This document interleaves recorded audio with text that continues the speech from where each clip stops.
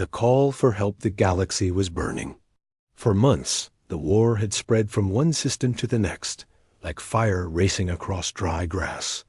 Entire worlds had fallen. Armies had been crushed. The enemy moved without mercy, destroying every planet. That stood in their path. In the command chamber of the Zorath Alliance, alien leaders argued in fear. The Zorath were once proud and powerful, but now their fleets were broken. Their soldiers were tired. Their worlds trembled. One voice shouted, "We cannot hold them back any longer. We need reinforcements." Another cried, "If no help comes, this will be the end of us all." And so, a desperate message was sent. An SOS signal shot out into the cold stars. "We need soldiers. We need warriors. Send us anyone who can fight, or our world will fall." The signal traveled far, past ruined colonies, past dying suns, past empty space where even the stars seemed afraid to shine. Days passed, then weeks. Hope began to fade. The enemy drew closer to the Zorath homeworld. Their fleets waited in orbit, watching the skies. Every heartbeat was a countdown to destruction. But then something answered. At first, the scanners picked up a small shape moving through the void. It was not a battle fleet, not an armada, not the army the Zorath had begged for. It was only one ship. The chamber filled with angry shouts. "Is this a joke? We asked for soldiers, not a single craft. That ship is too small. It cannot save us. It must be scouts, or merchants, or worse, scavengers." Yet the small vessel moved with confidence, as if it feared nothing. Its engines burned bright, cutting across the black sky until it descended toward the planet's surface.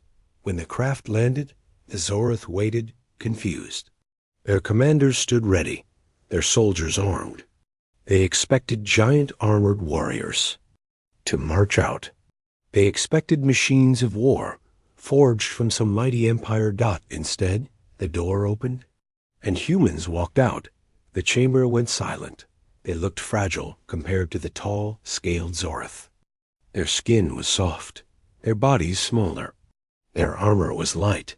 No claws, no fangs, no wings. Just plain creatures with steady eyes. The alien general hissed, "Is this all the galaxy has sent us? Humans?" He spoke the word with disbelief, almost as an insult. To the Zorath, humans were unknown, a tiny species from a distant world. They had no great empire, no legendary warriors. They were nobodies, but the humans did not look afraid. Their leader, a man with calm eyes, stepped forward. His voice was steady. "You called for soldiers. We came." The aliens laughed bitterly. You are too few. Too weak. Our enemies will crush you before you can raise a weapon." The human only smiled. "We have faced worse." Before the Zorath could reply, the alarms blared. The enemy had launched a raid, dropping ships into the lower atmosphere. The skies burned red. Sirens echoed. Soldiers rushed to the walls. Alien generals snapped at the humans. "Stay back. You will only get in the way." But the humans did not stay back. They moved quickly, faster than the Zorath expected. One of them lifted a supply crate that 10 Zorath soldiers had struggled to carry. Another checked strange weapons, sleek and deadly, unlike anything the aliens had seen. Then, when the first enemy craft broke through the clouds, the humans charged straight into battle. The aliens watched in shock as the small band of humans fought with fire and fury.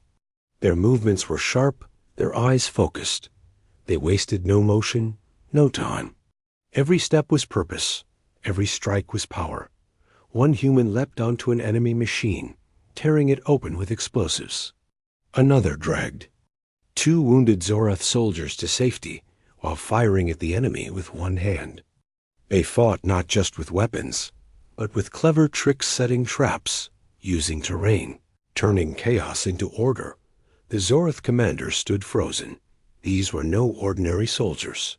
These were survivors. Fighters who treated war not as glory, but as life itself. In that moment, the Zorth realized something. They had not received the soldiers they asked for. They had received something far more dangerous. They had received humanity. Cliffhanger ending of Part 1. The first enemy wave lies broken. Smoke rises from the battlefield. The human leader looks back at the stunned Zorth general and says, "This was only a test. Wait until the real fight begins." The first encounter of the battlefield still smoked from the first clash. Alien bodies lay scattered, both friend and foe, while fires burned across the ruined ground. The Zorth soldiers stood in silence, staring at the strange humans who had just fought beside them. The aliens had expected weaklings. Instead, they had witnessed something terrifying. The humans did not celebrate. They did not cheer. They simply reloaded their weapons, checked their injured, and prepared for the next fight as if war was normal. The Zorth commander, General Viker, narrowed his eyes. "These humans fight like beasts," he muttered. "But beasts die quickly." Yet deep inside, even he felt unease.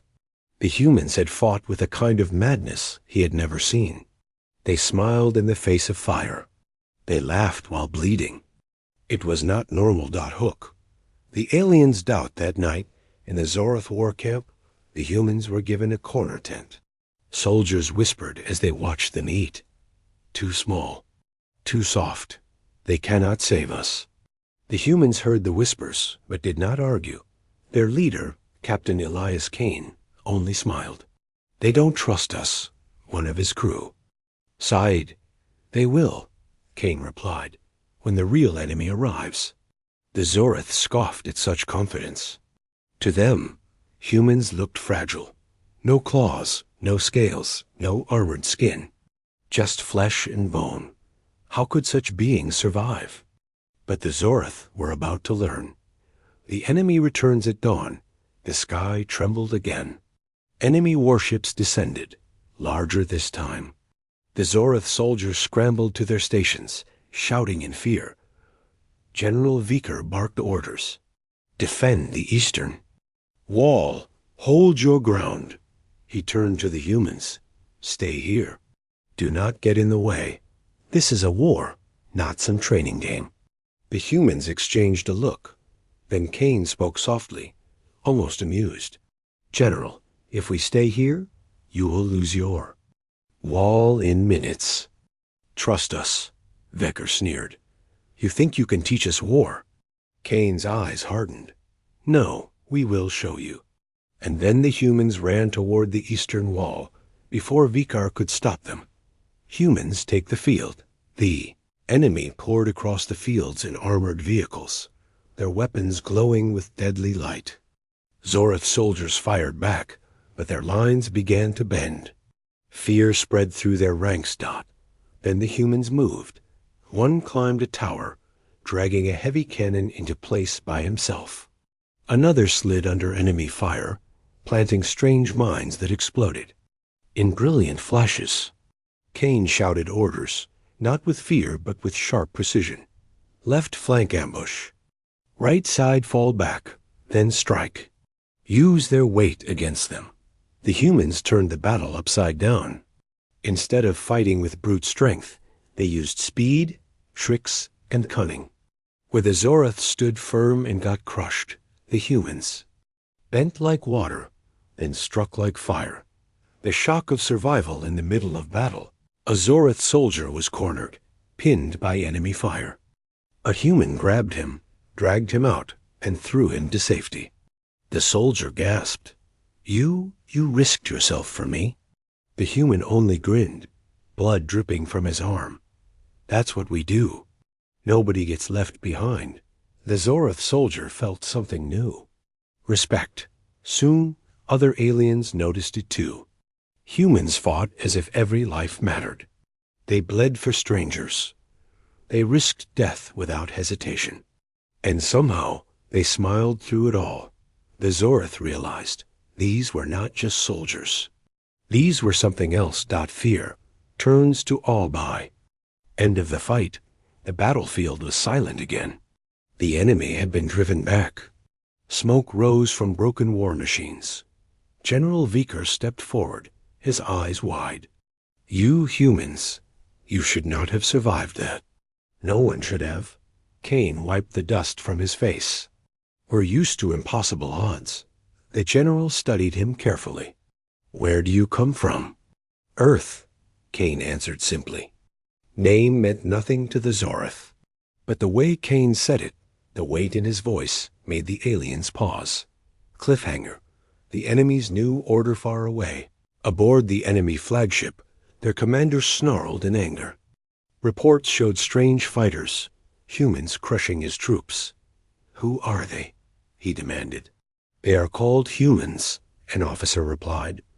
Then listen carefully, the commander growled. New orders. Eliminate the humans at all costs. The screen flickered off. The hunt for humanity had begun. Asterisk. Fear turns to respect. The camp was quiet after the battle. Fires still smoked in the distance, and the cries of the wounded echoed through the night. The Zorath soldiers sat in silence, staring at the humans who now moved among them like ghosts. Of war, the humans were few, but their presence filled the camp with unease. They had fought like no other. They had bled without hesitation. They had smiled while facing death. The Zorath whispered in fear. Are they mad? No creature should laugh when wounded. They are not normal, not natural. But respect was slowly replacing fear. Hook. The human who laughed, a young Zorath medic, rushed to tend to a human soldier. The alien's hands shook as he saw the human's arm torn by shrapnel. You are dying, the medic whispered, panic in his voice. But the human only chuckled. He bit down on a cloth, and with his free hand, helped the medic tie his wound. Dying? No, this is just Tuesday. The medic froze. How can you laugh? The human grinned, his teeth red with blood. Because if we stop laughing, the fear wins. The medic stepped back, stunned. He had never seen such strength of spirit. For the first time in his life, he felt small next to someone weaker in body, but stronger in soul. The alien's doubt breaks. General Vickers gathered his soldiers that night. These humans are not soldiers. They are something else. Something dangerous. One soldier argued, dangerous to the enemy. Or dangerous to us? Vickers paused. He did not know. Nearby, the humans sat calmly, sharing food. They passed their rations to the hungry Zorath soldiers without a word. One human even taught a young alien how to bandage wounds properly, his tone patient and kind. The Zorath expected arrogance. Instead, they found companionship. It confused them. How could creatures so brutal in battle also be so gentle after it? The enemy's new strike just before dawn. Alarms rang again. This time, the enemy launched a full-scale assault, sending walkers, tanks, and waves of soldiers toward the Zorath stronghold. Panic spread through the camp. Soldiers shouted, running in every direction. Many were ready to flee, but the humans stood firm. Kane's voice cut through the chaos. Hold the line, don't run. Make them bleed for every step. The Zorath stared at him. No one had ever spoken to them like that. No one had ever stood in front of them instead of behind them. And then the humans charged. Humans in the fire, the battle was chaos. Explosions shook the ground. The air filled with smoke and screams. A human soldier took a blast to the chest and fell. The Zorath thought he was dead, until he rose again, coughing blood, and shouted with laughter. You'll need to hit harder than that. Before firing back, another human lost half his weapon. Instead of retreating, he grabbed a broken pipe and used it as a spear, roaring like a wild beast. The Zorath had never seen anything like it. Their own soldiers fought with duty. But humans fought with joy, with rage, with life itself. Turning point, as the battle raged, the humans began to sing out at first. It was only one voice hoarse, cracked, but steady. Then another joined. Soon, all the humans were singing together while fighting, their voices rising above the sound of war. Zorath soldiers felt their skin crawl. It was terrifying. It was inspiring. It was hope. They looked at each other. And then, for the first time in weeks, they found the courage to charge again following the humans. The tide of the battle shifted. After the fire hours later, the field was littered with wreckage. The enemy had retreated once more. The Zorath. Soldiers collapsed in exhaustion. But the humans? They were still standing, bloodied, bruised, and smiling. General Vecker approached Kane, his face filled with disbelief. "You should be dead," he said. "Maybe," Kane replied. "But death will have to work harder to catch us." The general's jaw tightened. For the first time, he bowed his head slightly. "You are not soldiers. You are something more." Cliffhanger. The enemy's sphere far away. Aboard the enemy fleet, the commander slammed his fist on the table. These humans, they should not exist. They are too few, too weak, and yet they win. His eyes burned with anger. If they are not destroyed now, they will become a plague across the stars. He pointed at the holographic map. Find their world. Find this Earth. Burn it to ash. Asterisk, humanity's secret, the battlefield, was quiet once more. Bodies were taken away. Fires were put out. The Zorath soldiers sat in silence, their faces pale. They had survived again, but only because of the humans. The aliens whispered to each other. They bleed too much, yet they keep fighting. They laugh when death touches them. They are not normal. Even General Vecker could not explain it. The humans were too few, too fragile, too reckless. And yet they turned every hopeless battle into victory. He needed answers. Hook. The question that night, under the dim glow of the camp's lamps, Vecker entered the human tent.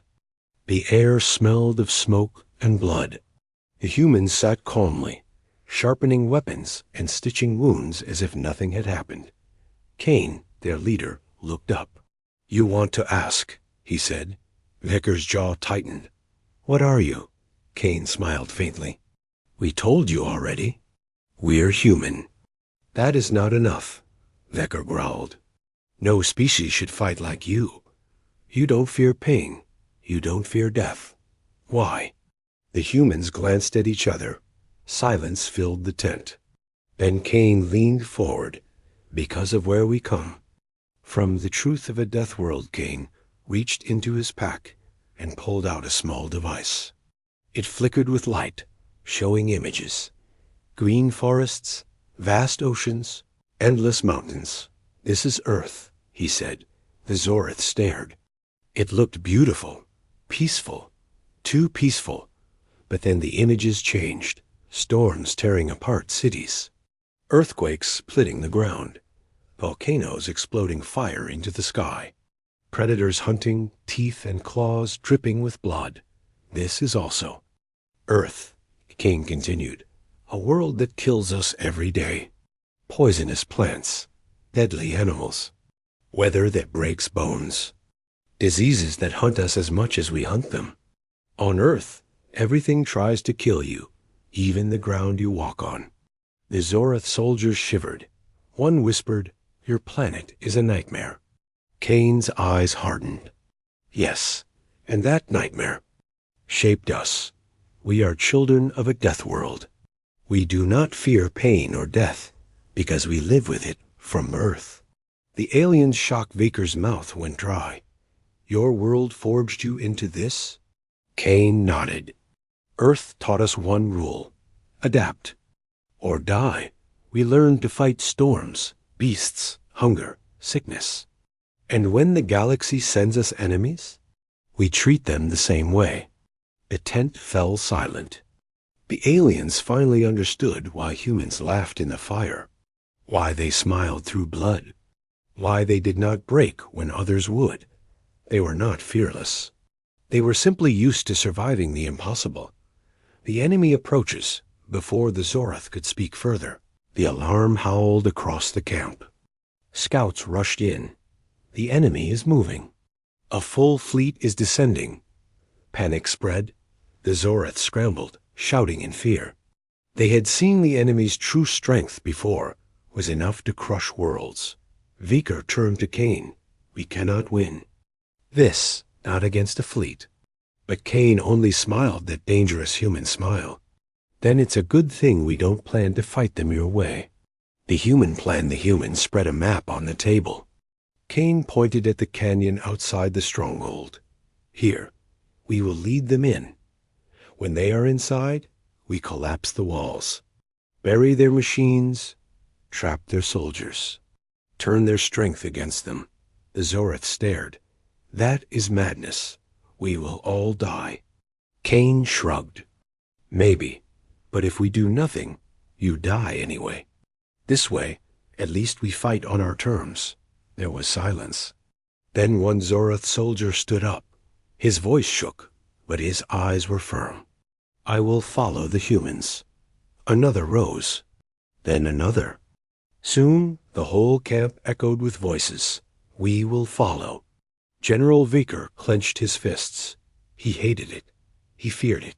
But deep inside, he knew the truth. The humans had given his soldiers something he had not. Hope. Cliffhanger. The enemy falls into the trap. The next day, the enemy fleet descended. Armored legions marched into the canyon, their machines rumbling like thunder. From the cliffs above, humans waited with detonators in hand. Cain whispered into his coms, his voice calm. Now, explosions ripped through the rocks. The canyon walls collapsed, crushing enemy machines, cutting off their retreat. Trapped and confused, the enemy struggled to fight back, while humans and Zorath struck from above with fury. The battlefield shook with fire and screams, and far away, in orbit, the enemy commander watched the disaster unfold, his eyes wide with rage. These humans, he hissed, will burn this galaxy if left unchecked. The trap's price the canyon was filled with smoke and dust. Rocks crushed machines, fires spread across the battlefield, and screams of the enemy echoed through the air. The trap had worked. The enemy's mighty fleet was broken. Their soldiers were trapped and slaughtered. But victory came with a price. Hook, the fallen human, and Zorath soldiers searched the rubble for survivors. One young Zorath pulled away a stone and froze. Beneath it lay a human soldier, bloodied, unmoving. The alien shouted for help, but when Cain arrived, the soldier's chest no longer rose. The humans stood in silence. They did not cry out. They did not scream. They only bowed their heads. Then one human whispered, "Another warrior goes home." The Zorath soldier shivered. For them, death was shame. But for humans, it seemed. Honored the wounds of victory not. All were dead, but many were wounded. A human with half-burned skin laughed as a medic wrapped his arm. Still got one good hand, enough to fight again. Another limped with a shattered leg. Walking is overrated anyway. The Zorath medics were horrified. These humans did not mourn their pain. They mocked it, as if pain itself was a rival to be beaten. For the first time, the aliens understood. Humans were not unbreakable. They simply refused to stay broken. General Viker's dilemma. That evening, Viker stood before Cain. You won. The trap worked, but at what cost? You lost half your force. Why throw away lives so easily? Cain's gaze was steady. You think we throw them away? No. Every death buys life for others. That is the human way. One falls, 100 live. It is never wasted. Viker's throat tightened. He had never thought of war that way. To him, soldiers were tools. To humans, soldiers were family. A funeral of fire at nightfall. The humans lit torches. They placed their dead on wooden platforms and burned them beneath the stars. The Zorath watched in silence as the flames rose high. The humans sang again, their voices low and heavy. The song was not of sorrow, but of strength, promising that the dead lived on in every survivor. One young Zorath whispered, "They honor the dead as if they are kings." Another answered, "Maybe that is why they fight so hard. They fight for each other." General Viker, hidden in the shadows, clenched his fists. He had feared humans. Now he respected them.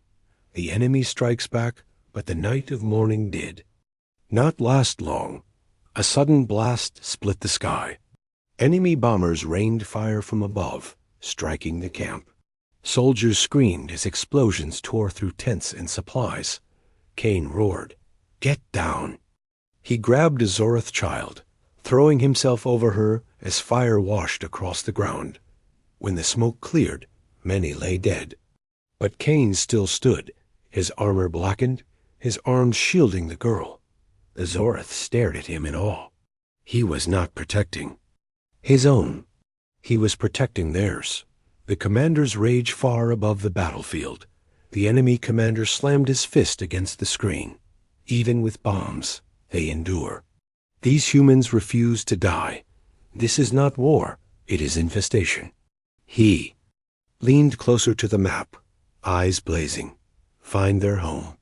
Find Earth. If we cannot kill the humans here, we will burn their nest. Cliffhanger. A human's promise back in the ruined camp, the Zorath tended to the wounded. Cain stood with his soldiers, his face grim. General Viker approached. "You should rest. You have lost too much already." Cain shook his head. "No. They will come again, and when they do, we will be ready." Viker hesitated, then asked, "Why fight so hard for a people not your own?" Cain looked at him, his voice low but steady. "Because one day, when Earth calls for help, I pray someone answers. Until then, we fight for everyone." The words struck Viker like a blade. For the first time, he felt shame, not because of failure, but because he realized his people had never fought with such heart. And as the humans prepared for the next wave, the Zorath knew one thing. Humanity's price was high, but their spirit was unstoppable. Asterisk Earth revealed. The war camp was still smoking when the first whispers spread. The enemy commander had spoken. Find Earth. The humans heard the words with silent faces. The Zorath heard them with terror. What kind of homeworld could create warriors like these? Hook, the name of fear in the enemy flagship. The commander stared at ancient records stolen from Galactic archives. The files showed one word, repeated again and again. Earth. Reports spoke of storms that lasted for years, mountains that shook with fire, oceans that swallowed whole cities, beasts with claws longer, then swords. The commander's hands trembled. "This is not a world," he hissed. "This is a weapon that birthed them." For the first time in his long career, he felt fear. The Allies questioned humanity in the ruined camp. General Viker turned to Cain. "They search for your world. What will they find?" Cain did not answer right away. He looked at the stars, his face unreadable. "They will find home." But home does not welcome strangers kindly. The Zorath soldiers shifted uneasily. "You mean, even we would not survive there?" Cain finally looked at them. "You barely survive here. On Earth, you would not last a week."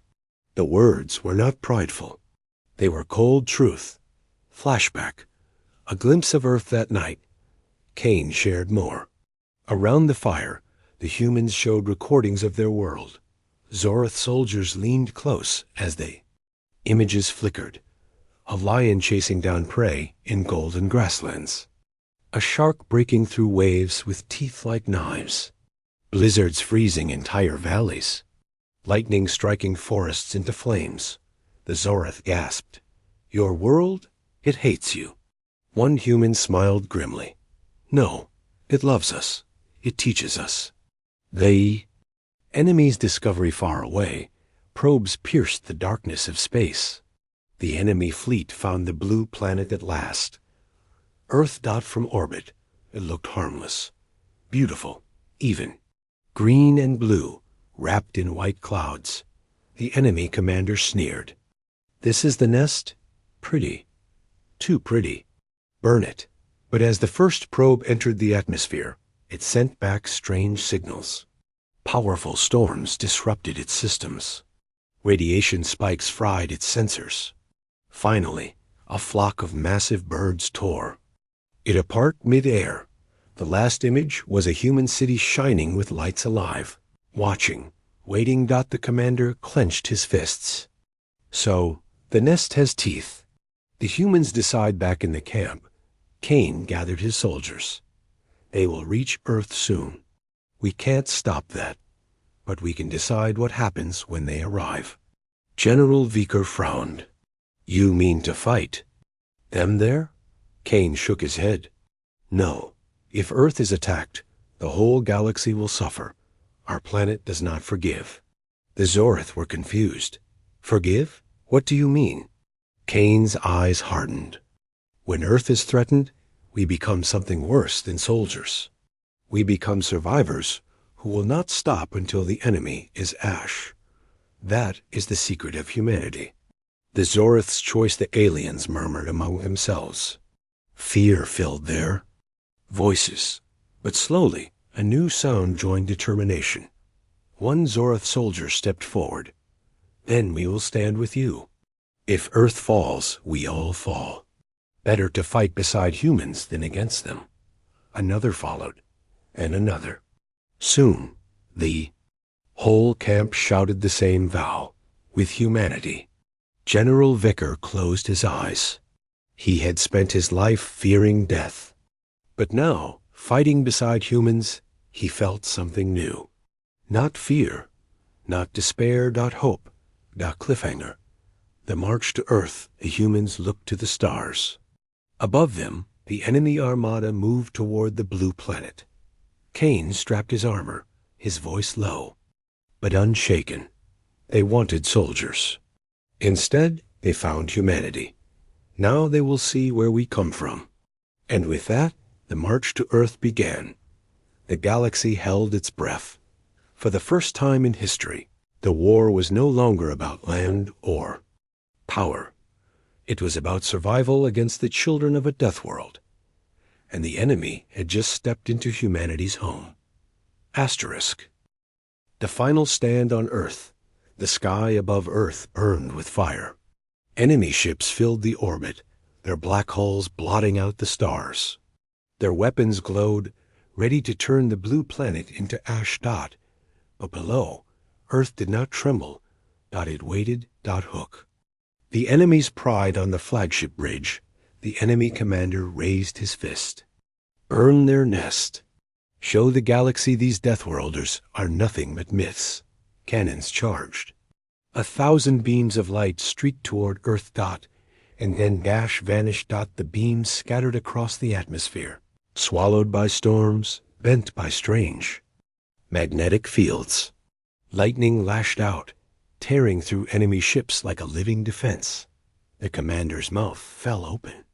The planet itself fights for them. The humans rise in cities across Earth. Alarms sounded. Sirens wailed. People rushed to shelters. Soldiers took their posts, but there was no panic. Only readiness. On the ground, Cain stood with his squad and the Zorith allies who had followed him across the stars. This is it, he said calmly. Earth doesn't run. Earth fights back. The Zorith soldiers swallowed hard. For the first time, they were standing on humanity's home soil, and they could feel it, the weight of the air, the bite of the wind, the strange pull of gravity. Even breathing felt like a battle. No wonder humans were the way they were. The counterattack, the enemy fleet rained fire from orbit, but hidden silos opened across Earth's surface. Missiles streaked upward, lasers carved through the sky. Old war machines, long thought outdated, came alive with deadly precision. The galaxy had underestimated Earth, while others relied on fleets. Humanity had prepared the planet itself as a fortress. Enemy ships exploded in orbit, one after another. From the shadows of the atmosphere, hidden human warships roared into battle. Black steel, forged for survival, screamed upward. The Deathworld had teeth, the Zoroths awakening in the chaos. General Vicker stood beside Kane, watching humans fight. He had seen bravery before, but never like this. Civilians picked up weapons. Farmers turned their tools into blades. Children carried supplies to the front lines. This was not an army.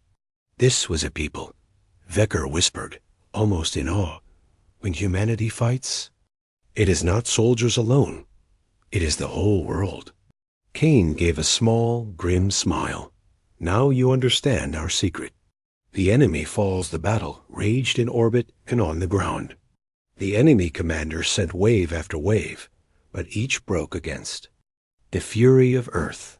Storms tore ships apart. Traps hidden in the oceans swallowed fleets whole.